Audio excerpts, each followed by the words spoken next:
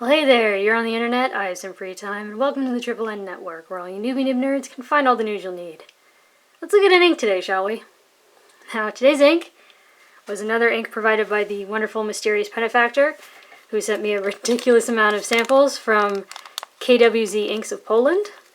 After I received the samples and posted that video showing the giant bag of ink samples, I was actually contacted by Conrad, who is the K of K.W.Z inks, and he told me several things about Iron-Gall inks, which actually, most of which I already knew, because what I occasionally mentioned in passing in a few of my videos in the past is that I am a classically trained bookbinder, and I've actually been trained a bit in book and paper restoration, and I've gotten to see some pretty rare books, both at the Yale Bernanke Library and various libraries in a couple other countries, so I'm familiar with Iron-Gall ink. Now, bare bones basics. What is Iron-Gall ink? Iron, meaning iron, gall meaning gallic acid. So traditionally, you know what, I'll find a good video and I'll put a link down below, but essentially what it is pretty rust. That's sort of the only, that's the most basic way I can describe it. This ink is sort of the most basic way I can describe it is it's acidic, so it seeps into the page, and then it bonds because iron plus water, as many people know, causes rust, which is also called oxidation. So what happens is this ink goes on one color and then it dries to another color as it oxidizes. But as it oxidizes, that's really what makes it bond to the paper and makes it permanent, because that is one of the reasons why Iron-Gall inks are so beloved, and part of the reason why we still have a lot of documents from hundreds of years ago is because of this type of ink. Because, as you know, paper, or different types of paper, it's cellulose. It's paper. It breaks down. You know, first thing, you know, that you can recycle? Paper. Iron doesn't dissolve that easily. That's pretty permanent. So actually, when you hear stories about books breaking down, or like, oh, it'll like eat through the paper, or like whole books will like melt together. No, actually, in many ways, the ink will outlive the paper that it's on, because it's iron, it's metal. Now, I'm going to try and move on, but this is a very fascinating subject. I will try and find some good videos. I'll put them in the description down below so you can find them. I highly recommend you watch them. Granted, probably some of the videos I'll find for you are about like old, like, you know, nut gall, you know, iron inks, like, you know, old-timey stuff. Modern stuff is a lot safer. However, it is slightly acidic, gallic, and it does have metal in it, which is meant to oxidize. So I specifically chose these two pens. This is, it looks like a Metropolitan, but it's not. It's actually a Pilot MR. It's the Metropolitan that they at least put out in Italy, because it takes Standard International. I love this pen. But why I chose it is because of this.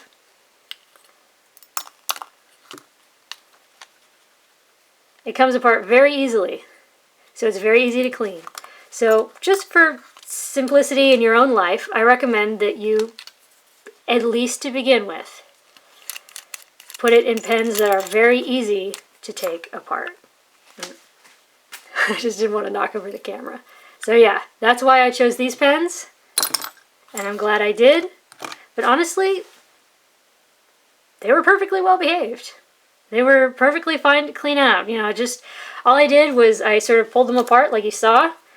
You know, I took like a tissue and, you know, grabbed the nib unit like this, went like that, and it was still inside the tissue. You know, it was around it like a hamburger bun or a taco shell, and then I let it fall apart in the tissue, and then with a syringe of water, just, you know, regular old like blunt syringe, you know, had some water in it, and I sprayed the water in there, I sprayed the water in here, and I sprayed the water in there, and then with a Q-tip, just to make sure everything was fine, I went in there, cleaned it, came out perfectly clean, went like this, perfectly clean. There was a bit of a haze on here, like on the inside of the nib, I just went like that, came right off. But honestly, I've had more than I'd care to mention non-Iron-Gall inks that have left that same sort of thing inside my nibs and pens. So it is not something exclusive to Iron-Gall. You should diligently clean your pens. But anyways, I was contacted by Conrad, who wanted to tell me several things about Iron-Gall inks. Luckily, I knew most of them, but he named several Iron-Gall inks the lightest of the 20 samples and said that they will oxidize, they will darken, both in the pens once they've been put in the pens and even in the vials. So if I wanted to get the full effect of the color change, I should use them as soon as possible. So I did. Also, heads up, throughout this video I will be cutting in little time-lapse videos I made of watching the color of the ink change, because I thought that would be kind of fun. So just mentally prepare for that. There will be cutscenes. But yeah, so I wanted to try and find some inks I could compare this to, and the thing is I don't really have any. There are some that might be slightly similar in color, but I don't have any that are similar in performance, because all of the Iron-Gall inks I've tried in the past, there's Salix by Rhodia, but that stays pretty blue. It doesn't have a lot of color change to it. Or straight, archival inks like Chesterfield or Diamine, and those just turn gray or black. I didn't have any that really retained color. So anyways, here's K.W.Z Iron-Gall Gold, which you can see definitely has a lot of green in it. And then Noodler's L. Lawrence, which actually has a strikingly similar color. And to be honest, I just tested this 4 days ago. This was a pain in the butt to clean out of my pen. Anyways, V-Mail Burma Road Brown, which is actually fairly similar, maybe slightly more green, and definitely just a touch darker. Stipula Musk Green, which is actually more gold. Private Reserve Sepia, which is more gold, but I felt like through here I had some interesting color similarities. Noodler's Golden Brown, which was also, surprisingly, a little hard to clean out of that preppy. And then Roaring Klinger Alt Gold Glue. But, yeah, it's actually a bit lighter. But, yeah, so, there's that. I've got a whole mess of pens over there now. But, anyways, let's check out the chromatography. And I actually did 3 this time. So, start with this one, which is how you're supposed to do it. Put a line of ink, instantly drop it in the water. Now, you can see right down there where the initial drop was put. And then there's this sort of yellow that's being pushed up, but underneath there's that haze of gray, and then the haze of gray stops and it's just yellow. And then you see this discoloration here? That's essentially water that has picked up a tiny bit of that iron and taken it with it, and so when it dries, you'll see this little ribbon up here. Now, here's where I let it dry first. And it wasn't very dark at the bottom, which I was kind of surprised by, because this ink can get very dark. You do get a darker dot down here. This haze is a bit darker, and because that iron got more time to sort of settle in, that haze up at the top is a bit lighter, and that yellow still moves just as much. Because I was surprised by how dark it didn't get, I thought just for fun I'd let it dry even more. I gave it a full day, 24 hours, and you can definitely see a difference. That is almost black. And then there's almost no haze going up, and where there is, it stops, and then there's this bright yellow, which you can see so clearly now. And then you still get this light little haze up at the top. And then, because it's an Iron-Gall ink, it is a waterproof ink. I wanted to see what it could hold up against. Now water, that gray stuff at the center, doesn't blink. You see that super clear line where it used to be? It's just that yellow that starts to wash off. Now, 1/3 bleach solution. Now, bleach is an oxidizer. What it does is it sort of forces that reaction of the oxidation. It sort of forces that oxidation and rusting. So it actually solidified that gray and actually some of the yellow as well, and it didn't really want to move it. So I do not recommend trying to clean out your pens with bleach. Just don't do it. And ammonia actually had a fairly similar thing. You see how this gray, you can see everywhere it was before in the smeary, the same kind of pattern. The yellow disappeared, but everything else really remained. Hydrogen peroxide kind of broke it up a bit, but honestly, if you're having trouble cleaning this out of your inks, or out of your pens, open it up, flush it with lots of water, and get in there. You're gonna have to move it, you know. So, but don't leave this stuff in your pens forever. This is acidic. It is iron. It is essentially rusting. Get it on the paper and get going. In that regard, fantastic ink.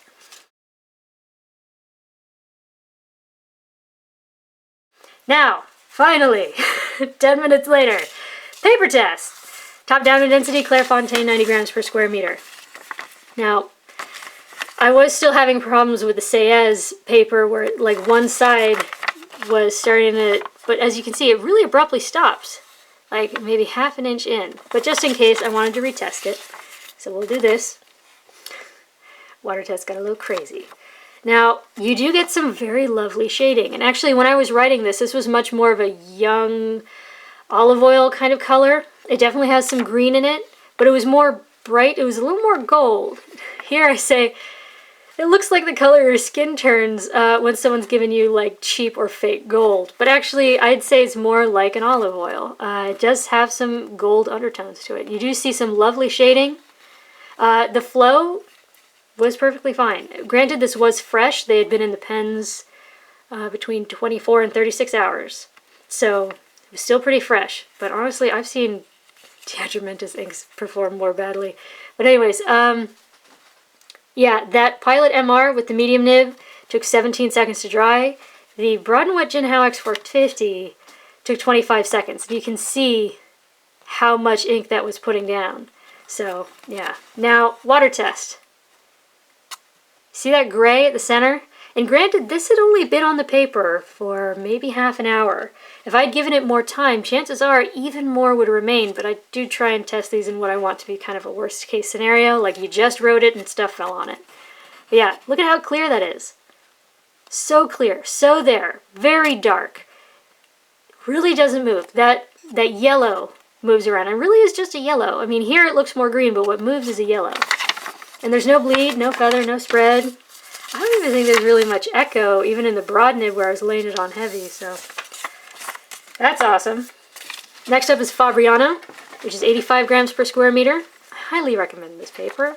Yeah, it did beautifully. I hope this comes up on camera. We get some kind of a shine in the scrubby. It's not really a sheen, it's just a shine, but it's really pretty. Now, we get wonderful shading. I really hope that comes through. But it is more of a, at the beginning, it's like a young olive oil. As it dries, it gets to be more of an old olive oil. It's a little more opaque. But that's another thing. This ink, when it goes on, it looks kind of, you can see through it more. But as it dries, it gets much darker, which is fun to watch. It reminds me of those, you know, in Harry Potter where he talks about the ink that changes color as you write. But yeah, that's one of the reasons I love Iron-Gall ink, because it's fun to watch it mature and watch it sink into the paper. But anyways, that Japanese medium took 15 seconds to dry. The Broad and Wet JinHao took 24. And this shininess is actually all around the wettest part. So there's actually a halo of it around all of this, but I'm not going to get that on camera. But it's very well behaved. No bleed, no feather, no spread. I say maybe there's some echo, but I think that's maybe just in the scrubby where I was really laying it on trying to get some of that shine. Yeah, no, I mean, it's super well behaved. And again, this was only after maybe 20 minutes, so look at how clear that is. Look at how dark that is. I mean, I've tested inks that aren't that dark to begin with. Oh, that yellow. God, Noodler's yellow. It's like post-traumatic stress trying to read that. Anyways, here, very clear, very dark. And speaking of yellow, that's really the only thing that moved. It left a light haze, but God, that would be like one of the easiest inks to read after.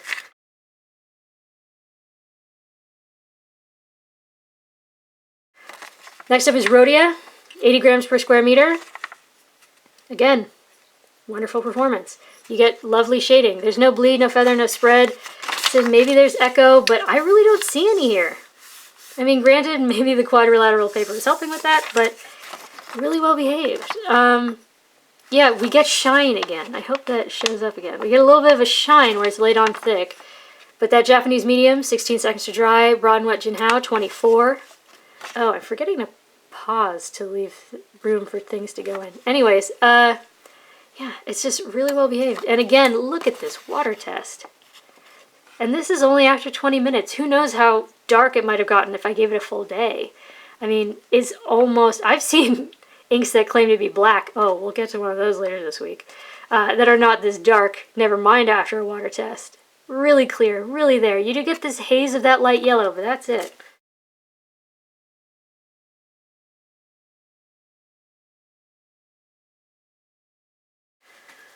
Now, next up is Tomoe River paper, where it took a lot longer for the color change to occur, to the point where I never saw it this dark before I put it in the box of finished tests.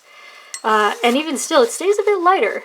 Just a little bit, but that might be because this this paper has a way of drawing out dry times and causing the ink to pool in different ways. But yeah, you get some lovely shading. Again, it's more of an olive oil sort of color. And again, we get some of this shine through the wettest parts, and it's all through the words as well, but it's rather pleasant. Now, that Japanese medium took 17 seconds, and that broad and wet JinHao took 27, but, I mean, yeah. And it has a really even flow. It wasn't wet, it wasn't dry, it just went. I didn't have to fight it, I didn't have to try and curve it in. It was very nice, and I'm a person who generally likes wet inks, so I feel like that should say something. I have not been endorsed by K.W.Z, I'd just like to say that. These inks were provided by a third party who is not associated with K.W.Z. I was just really impressed by this. I've never seen an Iron-Gall that retains color after it dries, really, except for Salix, but that doesn't really, it doesn't darken much. But anyways, moving on. Now, this paper loves to let ink slide away when you add more water, and in a way that kind of worked well for it, because that yellow just kept getting washed away and left this really clear. But look at how clear and dark that is, and that's only after 20 minutes. And remember the difference of that one day in the chromatography. Imagine how dark this might have been if I gave it more time. So clear. Now, this is very thin paper, and this ink can get very dark. So, especially in the scrubby, where I was laying it on thick to try and get some of that shine for you, you might get some echo. But one of the great things about this paper is that it just doesn't do bleed. It, you know, ain't nobody got time for that. But it just doesn't do that. And that's part of what would make this paper and this ink so great together. Because the thing is, when you hear about like Iron-Gall, like, oh, it's going to eat through the paper and the whole thing's going to come apart, it's actually okay for this to rust and age and sink into the paper and do all that stuff, so long as it doesn't come out the back. Because what happens is it will rust, and then the rust will want to crack, because it's metal, it's brittle metal. And so if you move the paper, and it's rusted all the way, okay, so you wrote, right? Here, perfect example, 20-pound copier paper. You wrote, and it came through the back, right? All the way through the back. And then it ages, it rusts, 200, and this will take 200 or 300 years. If there's a continuous line through the back, so you can essentially read the writing because it bled all the way through, because you pressed too hard or put too much ink down. When you move the paper will crack, but the writing will kind of remain. But as long as it doesn't seep all the way into the paper, as long as, like, if this is the thickness of the paper and the ink only goes part way in and doesn't go all the way to the bottom, the paper will hold together. You won't lose everything. In fact, it won't come apart. The problem occurs when the ink seeps so far in that it reaches the back. And so all of this right here where the writing was turns into metal and becomes brittle. And so when you move the page, metal doesn't want to bend, especially brittle metal like rust, and so it'll snap. And so parts, like, you know, so like the inside of this Q, let's say this bled all the way through, and 200 years from now, whatever, the inside of that Q would just drop out like a cookie cutter. That's the problem. It is not the ink, it is actually more the writer. How much ink you put down, how careless you were. And again, it will take hundreds of years. So really don't be afraid of this ink, especially modern inks, like, you know, constructed inks, not like homemade stuff. This is, you're not going to have, like, you know, melting books. It's really not a problem. But yeah, so anyways, That's one of the nice things about this paper. It doesn't do bleed. So even if you're paranoid about all that stuff, since it won't come through the back, it'll survive. Now for the next 3 tests, I'm sorry about these rants. Anyways, for the next 3 tests, I just used that Japanese medium except to write the name. So let's start with the world's worst 20-pound copier paper.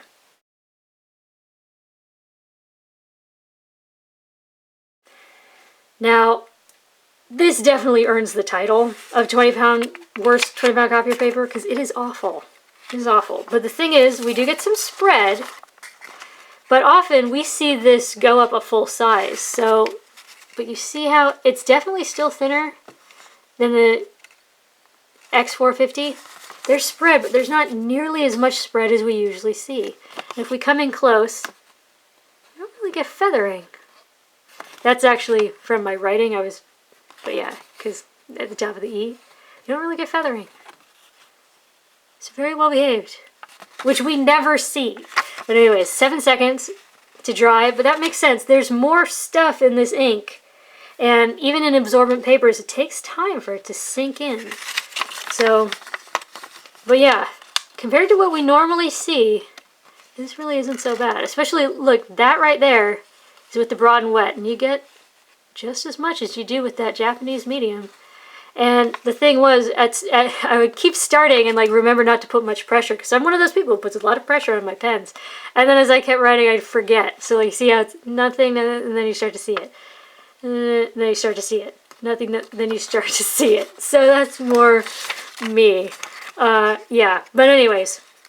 Now, absorbent papers tend to suck the ink in, make it harder to wash out. And that's definitely what happened here, because even the yellow didn't really want to separate. But still, what's there? Very clear, very dark, didn't feather, didn't explode. If you had to recover that, you absolutely could.